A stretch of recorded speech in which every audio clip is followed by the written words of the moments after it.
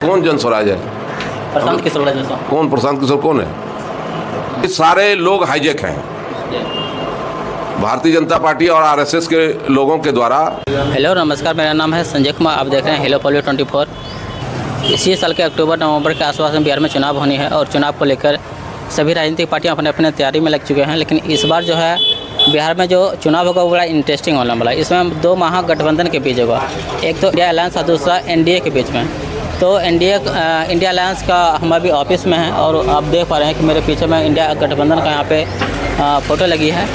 तो इन सब क्या प्लानिंग चल रहा है, इस बार का बिहार का जो माहौल इधर क्या दिख रहा है यहाँ पे बिहार के। अभी मैं बांका जिला में हूँ और यहाँ का चुनाव का मुद्दा क्या रहेगा, तो मैं इंडिया अलायंस के यहाँ पे कुछ करता है उनसे बातचीत करने का प्रयास करेंगे। तो जानेंगे कि इस बार का जो चुनाव का माहौल क्या रहेगा और क्या चाहती है इंडिया अलायंस की तरफ से यहाँ पे इस बार का चुनावी का मुद्दा क्या रहेगा, हम लोगों से जानते हैं। नमस्कार सर।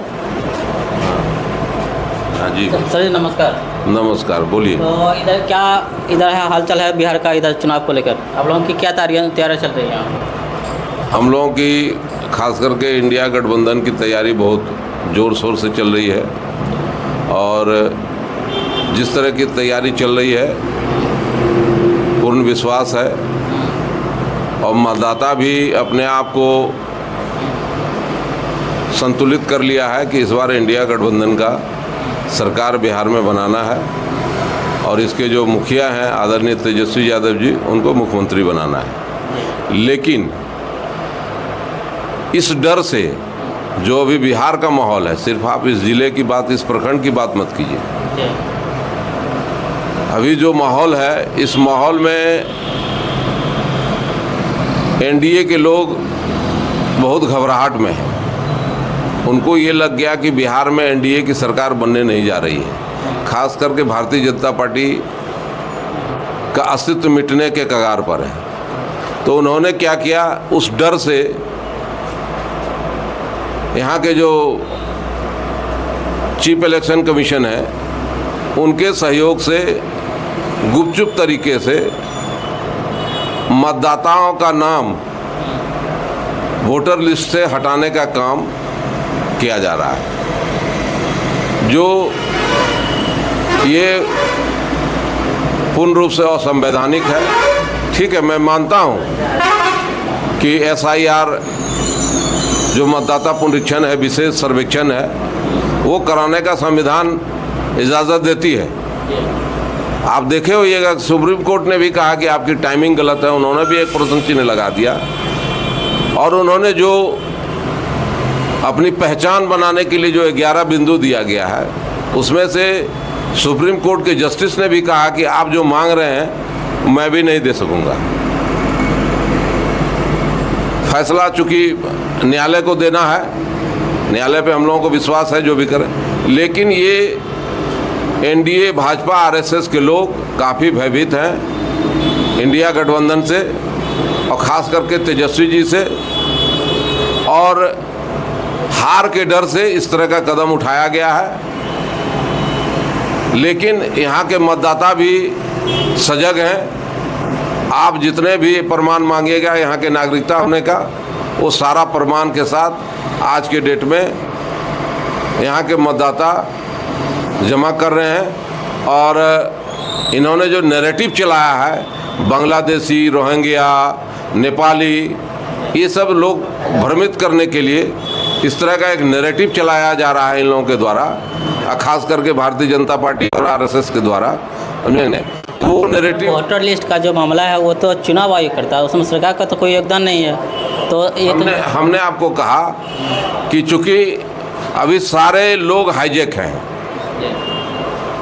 भारतीय जनता पार्टी और आरएसएस के लोगों के द्वारा, ये सब उनके चट्टे बट्टे के लोग हो गए। इलेक्शन कमीशन में जानता हूँ ये ऑटोनोमस बॉडी है, लेकिन इनको काम करने नहीं दिया जा रहा है स्वतंत्र रूप से, इनको हाईजैक किया हुआ। आप सीबीआई की बात देख लीजिए, आप ईडी की बात देख लीजिए, ये सारे संस्था जो ऑटोनोमस बॉडी है, सारे को भारतीय जनता पार्टी और आरएसएस ने हाईजैक करके रखा है और उन्हीं के इशारे पर ये सारा काम हो रहा है। तो यहाँ की जनता भी जवाब देने के लिए है और निश्चित रूप से बिहार में तेजस्वी जी के नेतृत्व में इंडिया गठबंधन की सरकार बनेगी। सर, इंडिया अलायंस की तरफ से इस बार चुनावी मुद्दा क्या क्या रहने वाला है? इस बार क्या किस मुद्दे पे इंडिया अलायंस चुनाव लड़ेगी बिहार की जनता से? क्या मांग? आप हमारे माननीय नेता विरोधी दल आदरणीय तेजस्वी यादव जी ये भरे मन से सबों को कहते हैं, ये डेवलपमेंट का मुद्दा है। यहाँ पे जो कि भी विकास का काम आज के डेट में अवरुद्ध है।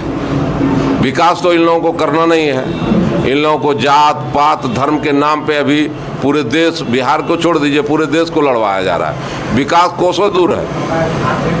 लेकिन जब हमारे इंडिया गठबंधन की सरकार बनेगी तो विकास की झड़ी लगेगी।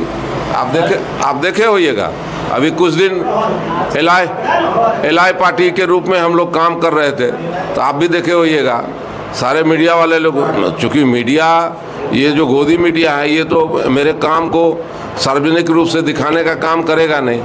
अभी शिक्षक की बहाली की गई, उसमें कितने बेरोजगार लड़का जो पढ़ लिख के रोड पे घूम रहा था, आदरणीय तेजस्वी यादव जी ने इसको रोजगार देने का काम किया, उनको शिक्षक बनाया। तो विकास का मुद्दा हम लोगों का रहेगा और इसमें कहीं हम लोग पीछे नहीं जाएंगे। नीतीश कुमार अभी बयान आया है कि हम 5 साल में 1 करोड़ युवाओं को रोजगार देंगे इस बार बिहार में। क्या लगता है कि चुनाव में वो प्रभावित कर पाएगा इस बार? 2005 के बाद नीतीश जी बिहार में मुख्यमंत्री बने हैं और ये 2025 है, आज 20 साल से है। और मैक्सिमम टाइम इनका जो है भारतीय जनता पार्टी के साथ गुजरा है। इन्होंने जब 20 साल में नहीं दे सका है तो आज ये क्या देंगे? आज तेजस्वी जी की नकल कर रहे हैं। तेजस्वी जी ने घोषणा किया है कि हम झारखंड की तर्ज पर बिहार में भी, चूँकि वहाँ भी हम लोग एलआई पार्टी हैं, वहाँ हम लोगों ने कर दिया है। यहाँ हर माँ बहन को हम 2500 रुपया करेंगे, हर वृद्धा पेंशन उठाने वाले को हम 1500 रुपया करेंगे। आज उसका नकल इन्होंने किया है और आने वाले समय में बिजली फ्री करेंगे। ये सारा चीज़ जो रोज़मर्रे का चीज़ है, इस पर इनका बहुत ध्यान है। यहाँ पे बिहार में एक और पार्टी है जन स्वराज पार्टी, जिसको लेकर जो है आरजेडी और पर लगातार हमलावर हो रहा है। क्या लगता है कि वो आरजेडी को इस चुनाव में नुकसान पहुँचा सकता है? कौन जन स्वराज है? प्रशांत किशोर जैसा। कौन प्रशांत किशोर कौन है? हम लोग पार्टी लंच किया है अक्टूबर में। हाँ होगा, हो सकता है कोई। ऐसे तो बरसात जब होती है तो बहुत सारे मेढक रोड पे आ जाते हैं। मैं प्रशांत किशोर के बारे में क्या बता दूंगा?